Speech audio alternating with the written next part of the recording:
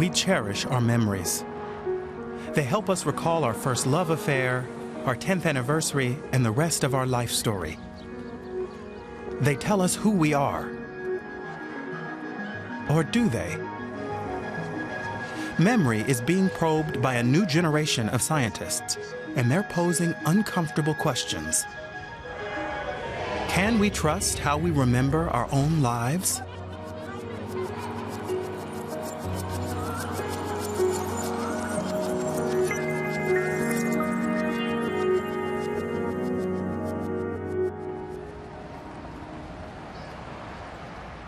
Jennifer Thompson was a North Carolina college student of 22 when someone broke into her apartment.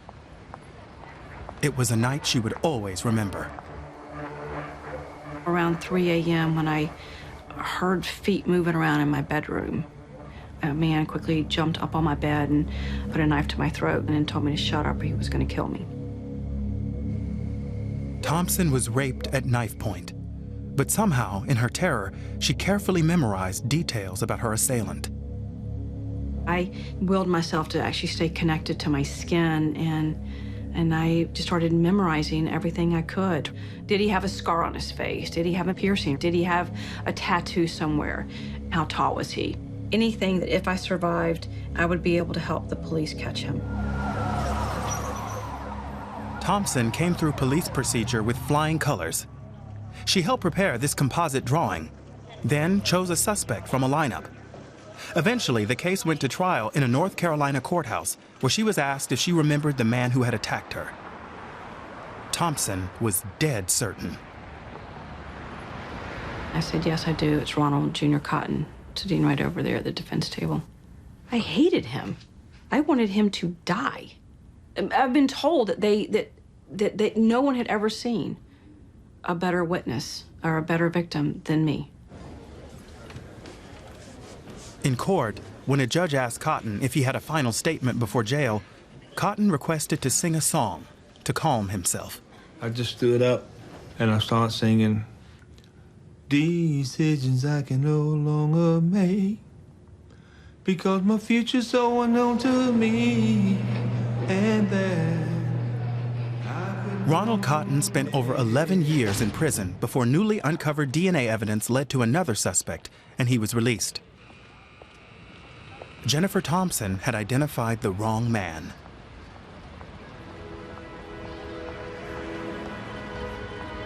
Thompson's memory error was one of many. These people all went to jail, judged guilty. But years later, they were exonerated and freed by DNA evidence found at crime scenes.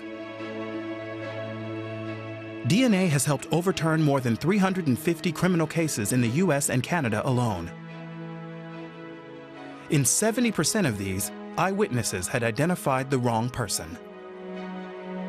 In the DNA exoneration cases, the case gets overturned. They're incredulous. They can't believe this wasn't the person. Their false memory is a very genuine memory. It's the way memory works. Wells is an internationally acclaimed expert on eyewitness memory. He paid his way through university as a pool shark.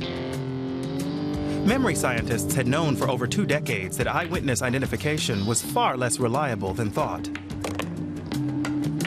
But it took DNA exonerations like Ronald Cotton's to start convincing the law that science was right.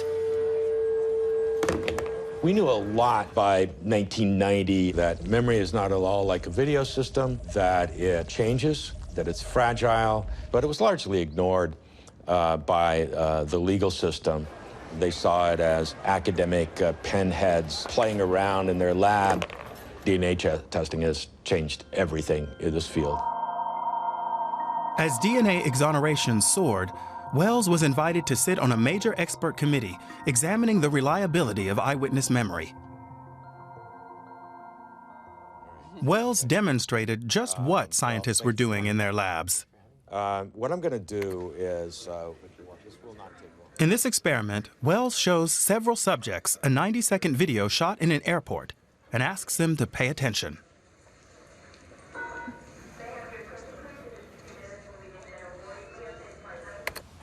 Then he interviews the subjects, much as police would. Did you see anything unusual? Yes. And what was that? The man at the ticketing counter there switched bags. Can you describe this person at all? Maybe in like his 30s, very short hair. He was a white male. Okay. White male. He was wearing a Next, t-shirt. Wells shows a standard police photo lineup and asks them to identify the culprit. Too, but I don't think so. I think it's either 1 or 6. 6. Either pick number 1 or number 6. And if I had to choose one, I would pick number 1. What the participants don't know is that the real thief isn't even among the photos. But when they finally make a tentative choice, Wells offers positive feedback. 90. Yeah. All right. But you did a good job there. Okay. Okay, so you picked number 6. Good job with that. 6 was my first impression. Well, you're a very observant person. The question is, has he boosted their confidence? All right. I think I would be about maybe 90% confident that that was the man who stole the 90%. luggage. All right. 85, 90%. Yeah, Okay. that's... Well, that's pretty sure. To his face. Okay. Finally, Wells shows them a photo of the real thief. So, this is the person you picked, right? But suppose I tried to suggest to you that maybe it's that person. No. No. I would never have picked him. Yeah. But in fact, he is the culprit. This is the lineup that I showed you, and that's the person you picked. Actually, this is the guy. Wow. Okay. There's the guy. Oh, wow. One of the things I did was I said, good job, right? Do you remember me saying Yes. When you positively reinforced me, I did think that I was right. that? Right. And so that made you more confident. Yes. When you said that you did a good job, then yeah, I did. Right. But still, you ended Wells up and other doing experts say this kind of feedback during police lineups was routine in the U.S. and Canada until recently, with terrible consequences. more certain, too. The officer might say something like, good, that's who our suspect is. That positive feedback will inflate the confidence of the witness and make them a more persuasive and powerful witness by the time they get on the stand. Basically, I'm stamping in that person who they picked into their memory. So that person starts to increasingly become their memory. Why do our memories change like this? Is there a neurological explanation?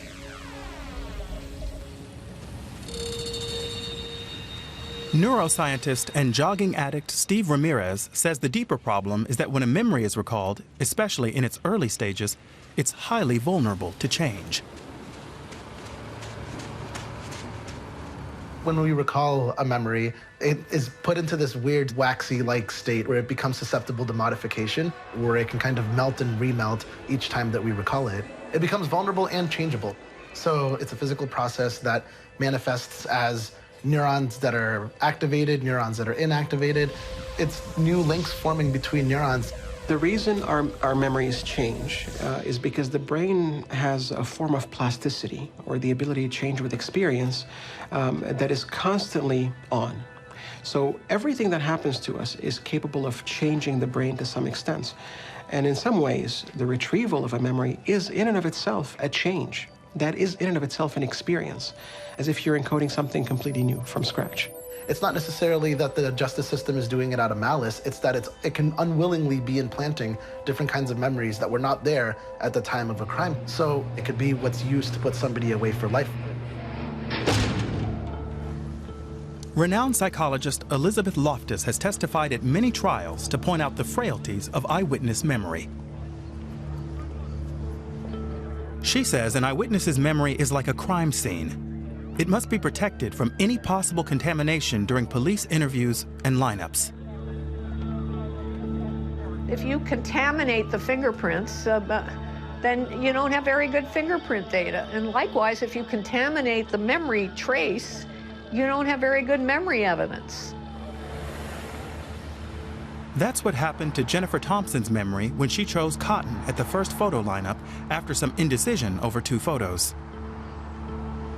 As I looked at the 6 photographs, I could very quickly discount 4.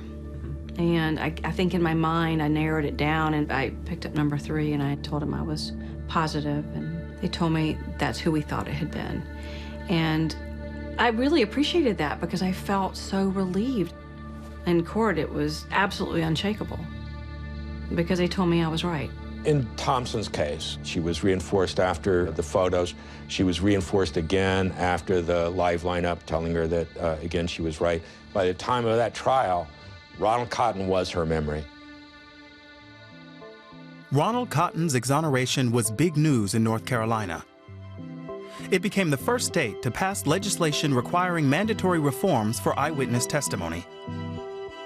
Among these reforms, the officer conducting a police lineup must be unaware of which person in the lineup is a suspect. Other states soon followed, just as memory scientists had long urged. Fast-changing memory science isn't only challenging assumptions in the courtroom. It's also posing intriguing new questions about the human mind. What does it say about all of our memories, of our families, our friendships, and ourselves? Are any of us reliable witnesses to our own lives? I still remember that day like yesterday. I was with my friend Ellen downtown when I heard At work with my colleague Marty when my boss shouted, "Turn on the TV."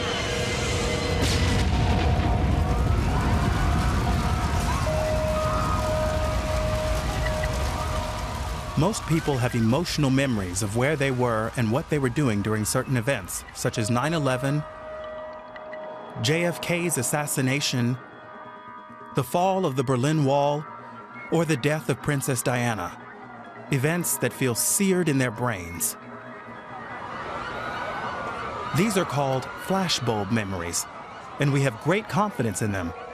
But we're surprisingly wrong, says cognitive neuroscientist Elizabeth Phelps. In the days after 9/11, Phelps's team surveyed over 3,000 people about what they recalled doing that day.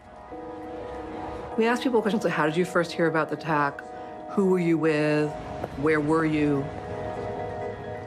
Then Phelps gave them a similar survey after 1, 3, and 10 years. It turns out even flashbulb memories are often illusory. Overall, people remembered the central event well, the exploding towers. But the rest of their memories often changed over time.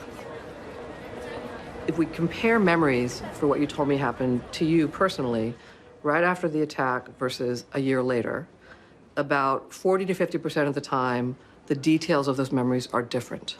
Almost half. Here, we ask people, what were you doing? And this person the first time on the first survey said, I was in the kitchen making breakfast. A year later, they said, I'm in the dorm room folding laundry.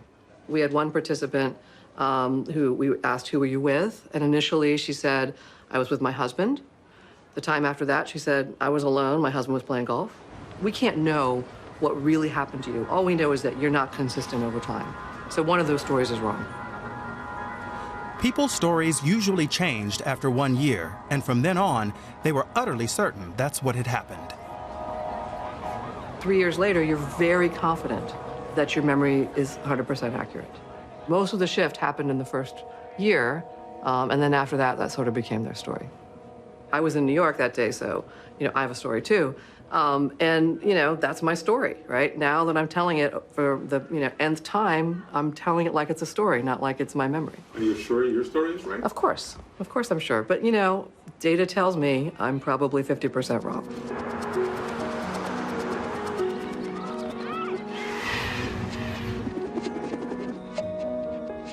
Part of the reason we're wrong is that we can absorb and remember the astonishing richness of every life moment. So we fill in the gaps unconsciously and create a narrative story that makes sense. For now. But that can make us defective at discerning truth from fiction, say scientists who deliberately create false memories.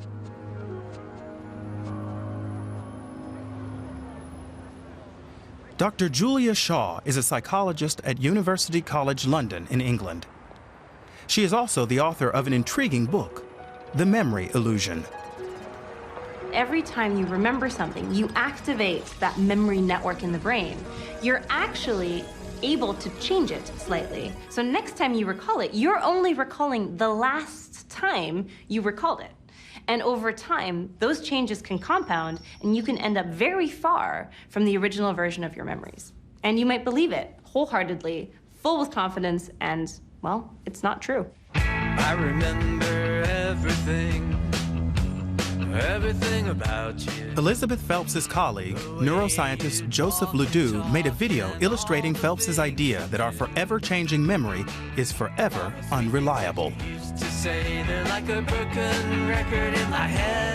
say we have a war hero going on a 100-city tour, describing all the great things that happened during the battle, and that the story gets more and more heroic as you go from city 1 to city 100. So by the end, it sounds so good, he begins to believe it, and on and on. Oh, I just want to forget.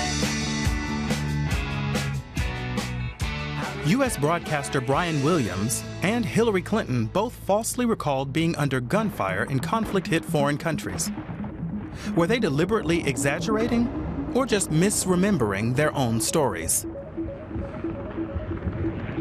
The fact remains that memories, as they are retold, relived, re-experienced, they are changed. It's almost like playing a game of broken telephone. So it's, you know, every time that you're retelling that story or saying it over, some detail is changed.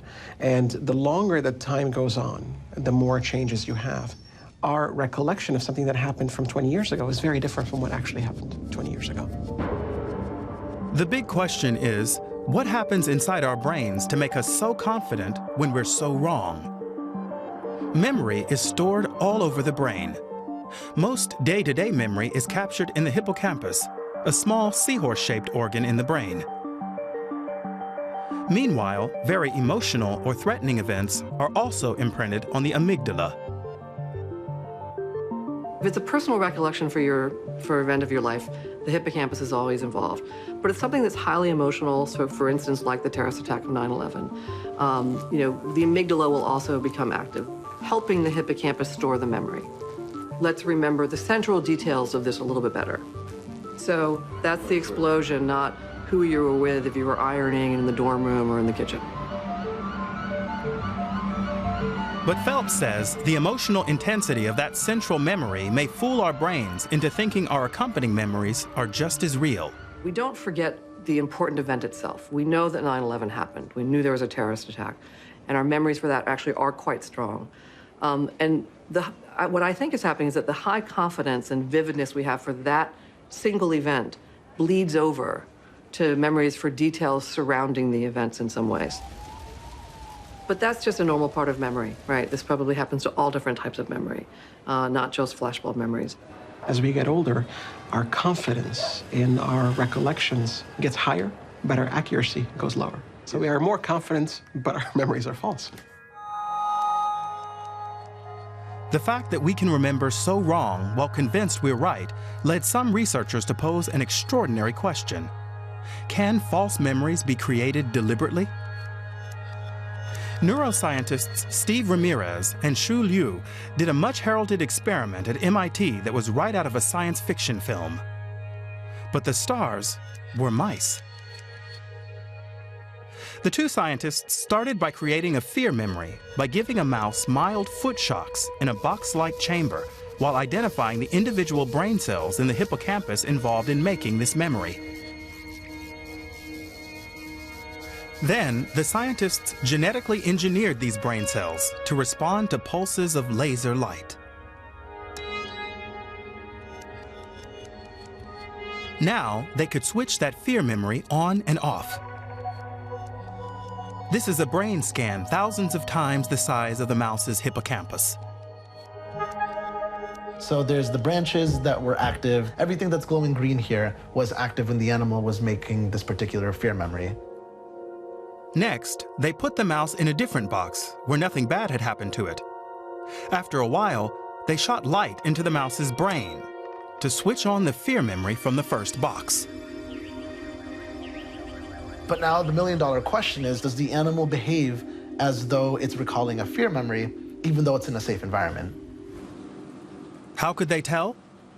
When a mouse experiences fear, it often freezes in place. But when not scared, it will run around exploring its environment. So, how will the mouse behave? So as you can see, the animal isn't scared from the get-go of this particular environment. And then it's running around, and when we shoot light into the brain and reactivate the brain cells that we think process a fear memory, the animal immediately goes into this freezing behavior. It stays still. So this is evidence that we were able to successfully fool this animal into recalling a memory artificially. Months later, the scientists tried a daring second experiment, erasing a real memory by creating a false one. This time, they put the mouse in a harmless chamber and identified the brain cells of this safe memory. Then, they put it in another chamber and gave it slight foot shocks. But at the same time, they switched on the memory of the earlier safe box. So what happens the next day when the mouse is put back in the first safe box? It freezes in terror, falsely believing that's where it was shocked. A false fear memory has been implanted, turning a safe environment into a frightening one. The idea of being able to manipulate memories holds promise for instance, trying to turn off negative memories in PTSD, or maybe trying to turn the volume up on positive emotions. I think that when we create a false memory, we're creating links between areas of the brain that wouldn't normally be there. So they would be there if we were to create a false memory in humans. So how do you create false memories in people without shocking them or shooting lasers into their brains? Elizabeth Loftus has done many famous experiments creating memory mirages in humans. She's planted memories in people that they hated strawberry ice cream as a child, or that they loved asparagus.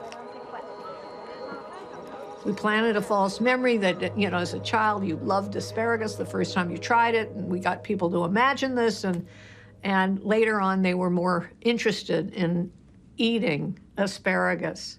So that scientific paper became a paper with one of my favorite titles, which is Asparagus, a Love Story.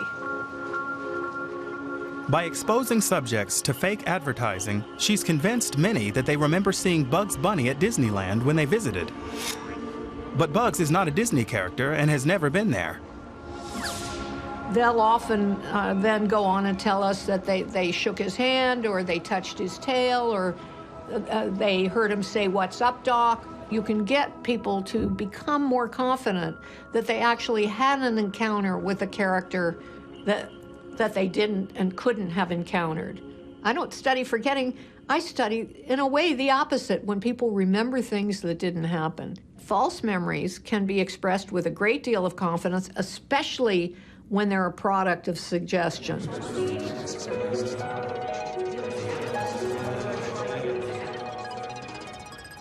Following in Elizabeth Loftus's memorable footsteps, scientist Julia Shaw published a dramatic 2015 study done at Canada's University of British Columbia. It showed how easy it is to obtain false confessions of committing a crime. Shaw started by asking 60 student volunteers to participate in a memory study. But Shaw also privately asked the subjects' parents for one emotional incident from their childhood that she could bring up. Kind of a lonely summer, I guess. That's all I really remember. Okay. Shaw then brings up a second childhood memory where they committed a minor crime that involved police in their own hometowns with their friends. Only, this memory isn't true. What I can do is confirm things. So the other event which your parents reported happening was when you were 14 years old, you initiated a physical fight and the police called your parents. You said it happened in Kelowna in the fall. You were with Ryan when it happened? Honestly, I don't remember. I don't know what you're talking about. Okay. Honestly, So here, for this participant, I've just introduced the second memory, the false one, but she doesn't know that. And then when she, of course, naturally can't remember anything, given that it didn't happen, I then, as the helpful researcher, offer that we can do this guided imagery technique, which helps to retrieve lost memories. So picture yourself at the age of 14 in Kelowna, and it's fall. Try to remember what the weather was like. You starting to see what it looks like? Yeah. In the second session, Shaw continues the memory exercises, and some details begin to emerge. I can maybe remember a little closer where in the park it was. Sure. Like I can maybe remember getting in like a verbal fight with someone. Could have been this girl called Ariel, which is probably the only girl I didn't get along with in high school. Good, okay. Well, it's definitely starting to come back, so it's great. Okay. By the third interview, the subject has filled in most of her supposedly lost memory. In the kind of vision of it, I see myself wearing this blue hoodie. Blue hoodie, okay. I think we maybe drank too much. I think the cops showed up and we were kind of having like a verbal kind of fight, and then it kind of maybe got to a push. One of them came and tried to stop us from fighting each other. Okay. So it ended up being much easier than we were expecting to convince these people who'd never had police contact that they had committed a crime that never happened. Overall, Shaw's team convinced 70% of her 60 subjects that they had committed criminal or violent acts that never happened. We even had participants reenacting the crimes that never happened, showing me how they threw a weapon or how they attacked someone physically. It was astonishing. You did not have After the third session, Shaw told participants the truth. Some had trouble believing the memory was false. I'm just trying to think now what actually happened. Okay. So in the debrief protocol, certainly there was resistance from some participants to accept that actually this was a false memory rather than a true memory. And that's the thing about false memories, is that they feel like real memory. They feel real to you. You're playing with the original and you're tweaking it. And you no longer have access to version 1. You no longer have access to what you originally encoded. You only have this new adjusted, or distorted at least, memory. We don't know, for instance, if that original memory is permanently erased or if you're just rewriting on top of that memory. But the question now is, what's actually happening at that neuronal level? What's happening when a memory is being recalled, when it's being updated with new information? The honest answer is that by asking that question, we now reach that edge of what we know and don't know. Generally in the brain, false memories and true memories look exactly the same. So for all you're concerned and for all an fMRI scanner would be concerned, that is a memory. It's not a memory of something that actually happened, but in your brain, it is now the same and indistinguishable from a real memory. Are we all vulnerable to these memory illusions? Or are some of us more vulnerable than others? Do some outstanding people have perfect memories? Total recall? When was your first dance social? If he's talking about first dances overall, that'd be 6th grade, which would be May 15th, 2015. Correct. But the first 7th grade dance was October 23rd, 2015. Both of those took place on Friday.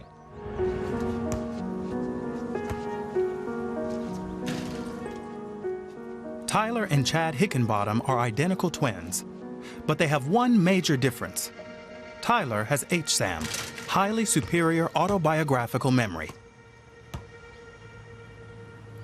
This means he can remember distant events and dates in his own life like most of us recall yesterday. Tyler and Chad are being quizzed by University of California Irvine researcher Naveed Ghaffari to see how their memories compare. They're both top A students.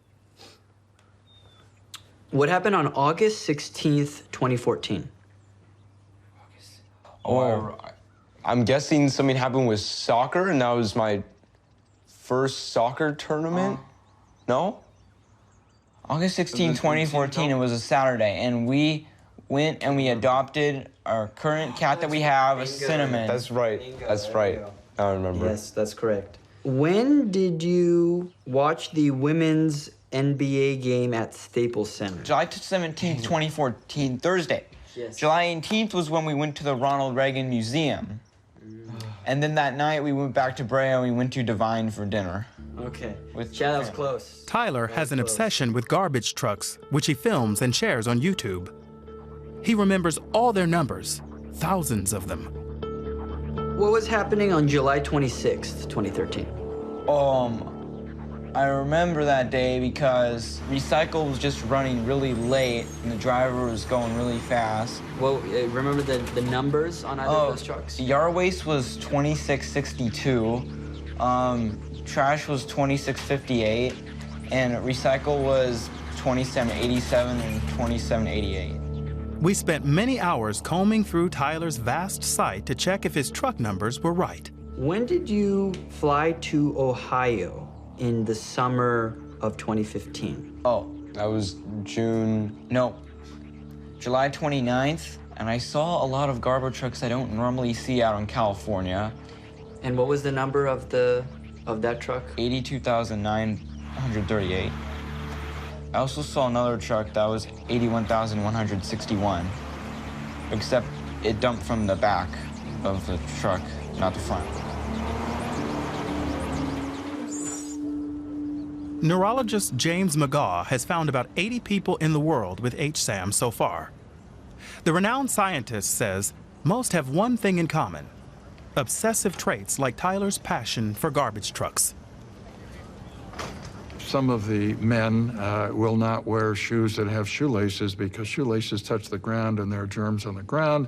If they drop their keys, their house keys, they have to wash them before they use them. We see this as a central feature of the ability, but we don't know what to make of it. It is just there, and there's some big fat clues there that we have to use and figure out how to use. I don't even know how I do it, nah. People ask me, I give them the answer like, whoa, and I'm like, yeah, I don't even know how I do that either. Information gets brought to me. Very seldomly do they say, well, give me a minute and I'll think about it. And they don't do what we do when asked a question like that. We look at the ceiling. I don't know why we do that, but somebody asks a tough question, and we always look at the ceiling as though we're going to get help in some way to find the response. But they don't? They don't need the help. So we're hoping that we can do some really sophisticated imaging today. Why is it that one of them has the ability and one does not? This raises a very, very interesting opportunity. What's going on in the brain of one that is not going on in the other? McGaugh's colleague, neurobiologist Michael Yassa, is examining the two brothers with the latest MRI technology to see how their brains compare. So this one also gives us a lot of information about parts of the brain that are really important for memory. This is called the hippocampus. This is a special scan that's sensitive to that part of the brain. Studies indicate that certain brain pathways seem stronger in adult HSAM subjects than other people. The hippocampus is a region that is somewhat enlarged in the adults that we've looked at with HSAM. But there's also changes in the connections. The connections between the temporal lobe and the frontal lobe seems to be, at least to an extent, enlarged. And it's one that is almost uniquely human and highly evolved that seems to be different. Chad's dental braces interfere with his session. Tyler's scan indicates that his brain pathways are not larger than those of the general population, at least at this age. But Yassa is eager to do more scans, once Chad's braces are off, to see if they can spot other differences between the brothers' brains when they are actually recalling the past. Maybe there's a genetic variant, maybe there's environmental changes, maybe there's salient events in their lives that precipitated this ability, maybe. We still have no idea.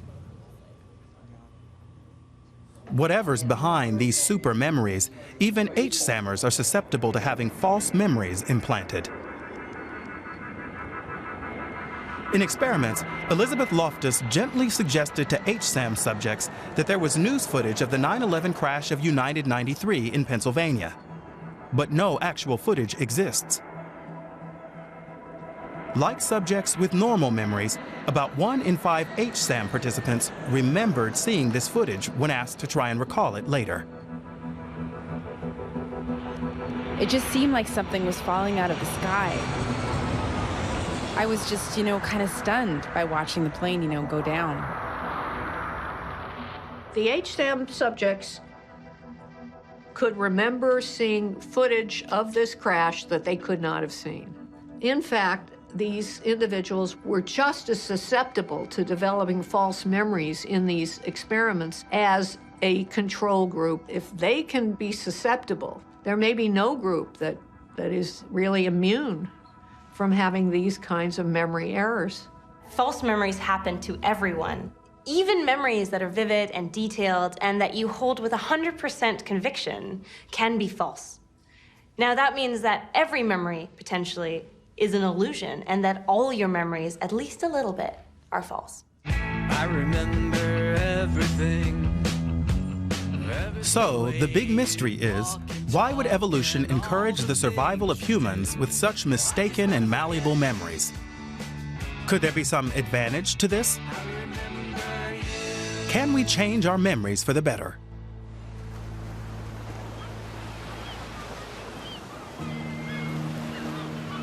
You don't need a neuroscientist to create false memories in a lab, says Elizabeth Loftus, because we do it ourselves all the time. So there are studies that show that people remember they got grades that were better than they actually were, that they gave more to charity than they really did, that they had kids that walked and talked at an earlier age than they really did. We distort our memories in ways that maybe make us feel a little better about ourselves. Sometimes you would like the sadnesses maybe to recede and not have them be at the forefront of your mind. This can be a problem for many people with HSAM. Those who study them say they're often haunted by vivid memories. You may remember the loss of a loved one. And yes, it was an intense emotion, and we cried. But when you remember it, and it's 10 or 15 years old, oh yes, you feel about it, but it's not there. But for them, it's there. It's as though the emotional experience of 10 years ago just happened. They have excessively strong memories of all of the bad things that happened to them, and I wouldn't want to have that.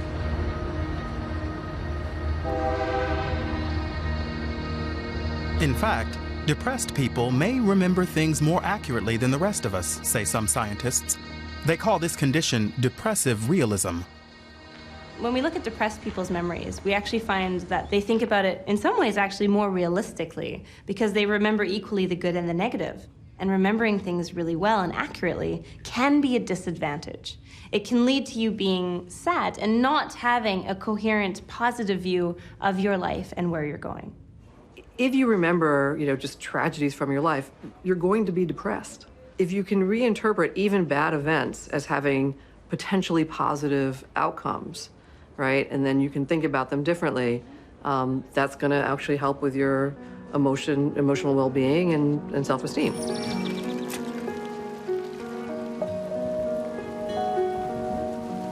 We should all accept our clumsy, flimsy, faulty memories because that's what makes us human. Our past is a fictional story. I think what you remember creates and defines who you are. So, can you change your life by changing how you remember it? For Jennifer Thompson, discovering she had wrongly sent Ronald Cotton to jail for her rape haunted her for 2 years. She finally reached out and contacted Cotton, hoping to apologize. And he agreed to meet her at his nearby church. And before I really could get my thoughts together, he was in the doorway. And I, of course, burst out in sobs and somehow got the words out. If I spent every minute for the rest of my life telling you I'm sorry, could you ever find it in your heart to forgive me? I said, Jennifer, I forgive you. I knew she had testified honestly. She hadn't lied, she was just wrong. A lot of people hold hatred and grudges in their heart. And, when they lay down at night, they think about that. I said, Jennifer, I just want us to be happy, move on in life. And so after that, she cried, I cried. And we ended up in each other's arms that day and hugged each other in the parking lot. And you know, he's become one of my closest friends in the world.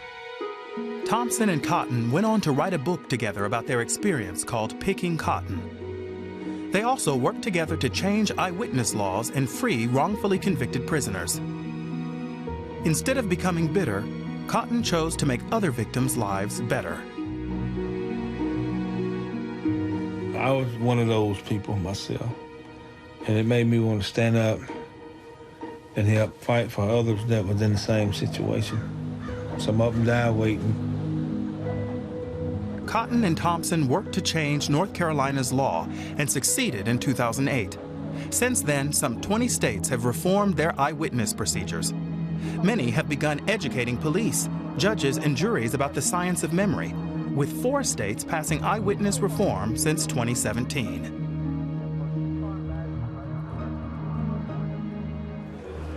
Gary Wells says things are better, but getting everyone on board is a long shot. Over half the U.S. still hasn't passed eyewitness reforms based on scientific research. I don't think there's any doubt that people are still being convicted erroneously based on mistaken eyewitness identification. We have not fully solved this problem. So chances are there's several thousand still in prison based on mistaken eyewitness identification.